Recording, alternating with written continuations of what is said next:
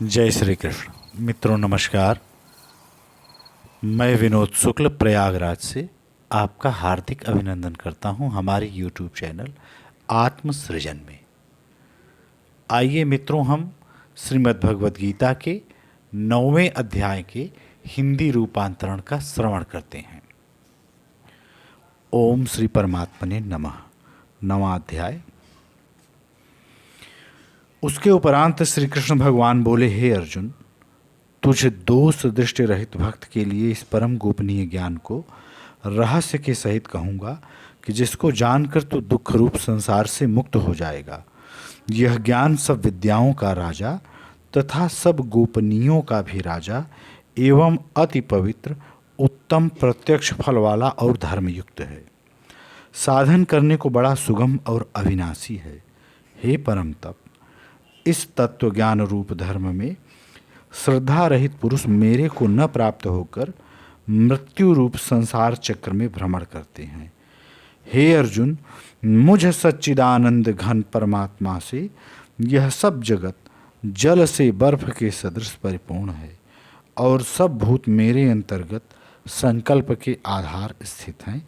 इसलिए वास्तव में मैं उनमें स्थित नहीं हूँ और वे सब भूत मेरे में स्थित नहीं हैं, किंतु मेरी योग माया और प्रभाव को देख कि भूतों का धारण पोषण करने वाला और भूतों को उत्पन्न करने वाला भी मेरा आत्मा वास्तव में भूतों में स्थित नहीं है।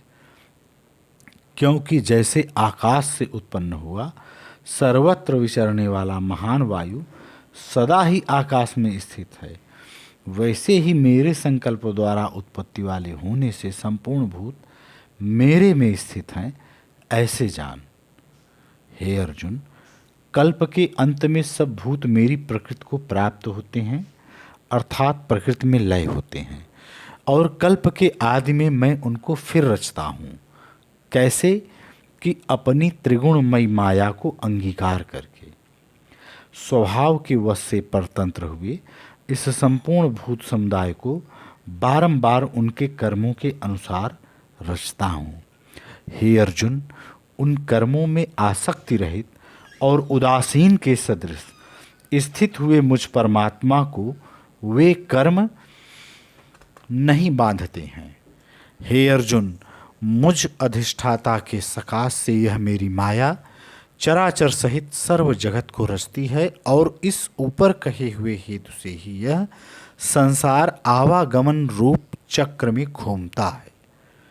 ऐसा होने पर भी संपूर्ण भूतों के महान ईश्वर रूप मेरे परम भाव को न जानने वाले मूढ़ लोग मनुष्य का शरीर धारण करने वाले मुझ परमात्मा को तुच्छ समझते हैं, अर्थात अपनी योग माया से संसार के उद्धार के लिए मनुष्य रूप में विचरते हुए को साधारण मनुष्य मानते हैं, जो कि वृथा आशा, वृथा कर्म और वृथा ज्ञान वाले अज्ञानी जन राक्षसों के और असुरों के जैसे मोहित करने वाले तामसी स्वभाव को ही धारण किए हुए हैं। परंतु हे कुंती पुत्र, दैवी प्रकृति के आश्रित हुए जो महात्मा जन हैं, वे तो मेरे को सब भूतों का सनातन कारण और नाश रहित अक्षर स्वरूप जानकर अनन्य मन से युक्त हुए निरंतर भजते हैं। ये दृढ़ निश्चय वाले भक्तजन निरंतर मेरे नाम और गुणों का कीर्तन करते हुए तथा मेरी प्राप्ति के लिए यत्न करते हुए और मेरे को बारंबार प्रणाम करते हुए सदा मेरे ध्यान में युक्त हुए अनन्य भक्ति से मुझे उपासते हैं। उनमें कोई तो मुझ विराट स्वरूप परमात्मा को ज्ञान यज्ञ के द्वारा पूजन करते हुए एकत्व भाव से, अर्थात जो कुछ है सब वासुदेव ही है, इस भाव से उपासते हैं, और दूसरे पृथक्त्व भाव से, अर्थात स्वामी सेवक भाव से, और कोई कोई बहुत प्रकार से भी उपासते हैं। क्योंकि क्रतु अर्थात श्रौत कर्म मैं हूँ, यज्ञ अर्थात पंच महायज्ञादिक स्मार्त कर्म मैं हूँ, स्वधा अर्थात पितरों के निमित्त दिया जाने वाला अन्न मैं हूँ, औषधि अर्थात सब वनस्पतियाँ मैं हूँ, एवं मंत्र मैं हूँ, घृत मैं हूँ, अग्निमय हूँ और हवन रूप क्रिया भी मैं ही हूँ। हे अर्जुन, मैं ही इस संपूर्ण जगत का धाता अर्थात धारण पोषण करने वाला एवं कर्मों के फल को देने वाला तथा पिता, माता और पितामह हूँ। और जानने योग्य पवित्र ओंकार तथा ऋग्वेद, सामवेद और यजुर्वेद भी मैं ही हूँ। हे अर्जुन, प्राप्त होने योग्य तथा भरण पोषण करने वाला, सबका स्वामी, शुभाशुभ का देखने वाला, सबका वासस्थान और शरण लेने योग्य तथा प्रति उपकार न चाहकर हित करने वाला और उत्पत्ति, प्रलय रूप तथा सबका आधार, निधान और अविनाशी कारण भी मैं ही हूँ। मैं ही सूर्य रूप हुआ तपता हूँ तथा वर्षा को आकर्षण करता हूँ और वर्षाता हूँ। और हे अर्जुन, मैं ही अमृत और मृत्यु एवं सत और असत भी सब कुछ मैं ही हूँ। परंतु जो तीनों वेदों में विधान किए हुए सकाम कर्मों को करने वाले और सोमरस को पीने वाले एवं पापों से पवित्र हुए पुरुष मेरे को यज्ञों के द्वारा पूजकर स्वर्ग की प्राप्ति को चाहते हैं, वे पुरुष अपने पुण्यों के फल रूप इंद्रलोक को प्राप्त होकर स्वर्ग में दिव्य देवताओं के भोगों को भोगते हैं। वे उस विशाल स्वर्गलोक को भोग कर पुण्य क्षीण होने पर मृत्युलोक को प्राप्त होते हैं। इस प्रकार स्वर्ग के साधन रूप तीनों वेदों में कहे हुए सकाम कर्म के शरण हुए और भोगों की कामना वाले पुरुष बारंबार जाने आने को प्राप्त होते हैं, अर्थात पुण्य के प्रभाव से स्वर्ग में जाते हैं और पुण्य क्षीण होने से मृत्युलोक में आते हैं। जो अनन्य भाव से मेरे में स्थित हुए भक्तजन मुझ परमेश्वर को निरंतर चिंतन करते हुए निष्काम भाव से भजते हैं, उन नित्य एक ही भाव से मेरे में स्थित वाले पुरुषों का योगक्षेम मैं स्वयं प्राप्त कर देता हूँ। हे अर्जुन, यद्यप श्रद्धा से युक्त हुए जो सकामी भक्त दूसरे देवताओं को पूजते हैं, वे भी मेरे को ही पूजते हैं, किंतु उनका वह पूजना अविधिपूर्वक है, अर्थात अज्ञानपूर्वक है, क्योंकि संपूर्ण यज्ञों का भोक्ता और स्वामी भी मैं ही हूँ, परंतु वे मुझ अधियज्ञ स्वरूप परमेश्वर को तत्व से नहीं जानते हैं, इसी से गिरते हैं अर्थात पुनर्जन्म को प्राप्त होते हैं। कारण यह नियम है कि देवताओं को पूजने वाले देवताओं को प्राप्त होते हैं, पितरों को पूजने वाले पितरों को प्राप्त होते हैं, भूतों को पूजने वाले भूतों को प्राप्त होते हैं और मेरे भक्त मेरे को ही प्राप्त होते हैं। इसलिए मेरे भक्तों का पुनर्जन्म नहीं होता।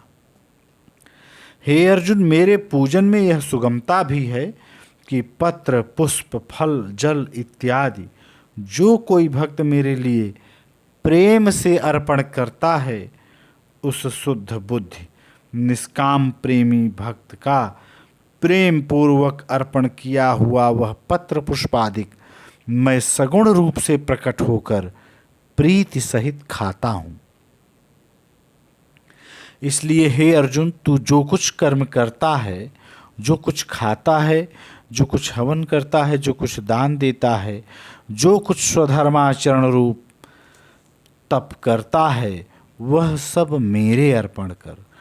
इस प्रकार कर्मों को मेरे अर्पण करने रूप संन्यास योग से युक्त हुए मन वाला तू शुभाशुभ फल रूप कर्म बंधन से मुक्त हो जाएगा और उनसे मुक्त हुआ मेरे को ही प्राप्त होवेगा। यद्यपि मैं सब भूतों में समभाव से व्यापक हूँ, न कोई मेरा अप्रिय है और न प्रिय है, परंतु जो भक्त मेरे को प्रेम से भजते हैं वे मेरे में और मैं भी उनमें प्रत्यक्ष प्रकट हूँ। इसका नीचे अर्थ दिया हुआ है प्रत्यक्ष प्रकट हूँ का, कि जैसे सूक्ष्म रूप से सब जगह व्यापक हुआ भी अग्नि साधनों द्वारा प्रकट करने से ही प्रत्यक्ष होता है, वैसे ही सब जगह स्थित हुआ भी परमेश्वर भक्ति से भजने वाले के ही अंतःकरण में प्रत्यक्ष रूप से प्रकट होता है।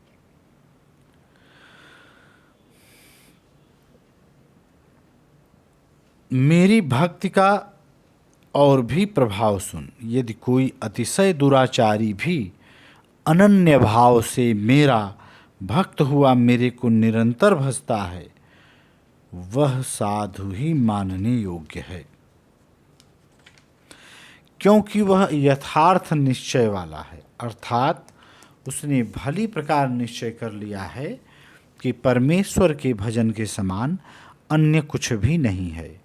इसलिए वह शीघ्र ही धर्मात्मा हो जाता है और सदा रहने वाली परम शांति को प्राप्त होता है। हे अर्जुन, तू निश्चय पूर्वक सत्य जान कि मेरा भक्त नष्ट नहीं होता, क्योंकि हे अर्जुन, स्त्री वैश्य और शूद्रादिक तथा पाप योनि वाले भी जो कोई हों वे भी मेरे शरण होकर तो परम गति को ही प्राप्त होते हैं। फिर क्या कहना है कि पुण्यशील ब्राह्मण जन तथा राजर्षि भक्तजन परम गति को प्राप्त होते हैं। इसलिए तू सुख रहित और क्षणभंगुर इस मनुष्य शरीर को प्राप्त होकर निरंतर ही मेरा भजन कर। अर्थात मनुष्य शरीर बड़ा दुर्लभ है, परंतु है नाशवान और सुख रहित। इसलिए काल का भरोसा न करके तथा अज्ञान से सुख रूप भासने वाले विषय भोगों में न फंसकर निरंतर मेरा ही भजन कर। केवल मुझ सच्चिदानंद घन वासुदेव परमात्मा में ही अनन्य प्रेम से नित्य निरंतर अचल मन वाला हो और मुझ परमेश्वर को ही श्रद्धा प्रेम सहित निष्काम भाव से नाम गुण और प्रभाव के श्रवण कीर्तन मनन और पठन पाठन द्वारा निरंतर भजने वाला हो तथा मुझ शंख चक्र गदा पद्म और किरीट कुंडल आदि भूषणों से युक्त पीतांबर वनमाला और कौस्तुभ मणिधारी विष्णु का मन वाणी और शरीर के द्वारा सर्वस्व अर्पण करके अतिशय श्रद्धा भक्ति और प्रेम से विह्वलता पूर्वक पूजन करने वाला हो और मुझ सर्वशक्तिमान विभूति बल ऐश्वर्य माधुर्य गंभीरता उदारता वात्सल्य और सुहृदता आदि गुणों से संपन्न सबके आश्रय रूप वासुदेव को विनय भाव पूर्वक भक्ति सहित साष्टांग दंडवत प्रणाम कर। इस प्रकार मेरे शरण हुआ तू आत्मा को मेरे में एक ही भाव करके मेरे को ही प्राप्त होएगा। जय श्री कृष्ण। इति श्रीमद् भगवद गीता रूपी उपनिषद एवं ब्रह्म विद्या तथा योग शास्त्र विषयक श्री कृष्ण और अर्जुन के संवाद में राज विद्या राज गुह्य योग नामक 9वां अध्याय। जय श्री कृष्ण। कृष्णं वंदे जगद्गुरुम्।